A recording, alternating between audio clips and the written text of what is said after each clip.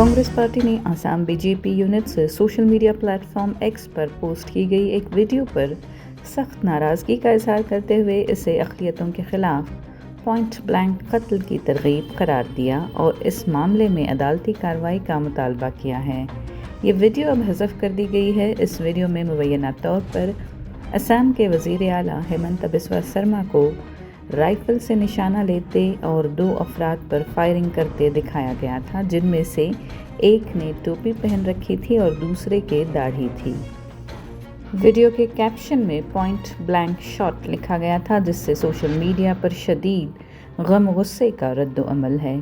कांग्रेस के general secretary KC. Venugopal ने इसे फासिस्ट ज़हनियत की अक्कासी करार देते हुए कहा कि ये हितों के खिलाफ नस्ल कुशी की खुली कॉल है और अदलिया को फौरी मदाखलत करनी चाहिए।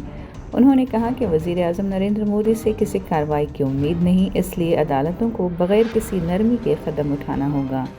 कांग्रेस तर्जुमान सुप्रिया श्रीनते ने बीजेपी पर शदीद तनकीद करते हुए कहा कि ये जमात नफ़रत, तशद्दुद और जहर फैलाने की सियासत कर रही है।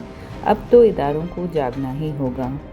शिवसेना यूबीटी की रुकन पार्लियामेंट प्रियंका चतुर्वेदी ने भी कहा कि अवामी रद्द-ए-अमल के बाद बीजेपी असम यूनिट ने वीडियो डिलीट कर दी, लेकिन तब तक बहुत से लोग उसे डाउनलोड करके फैला चुके थे।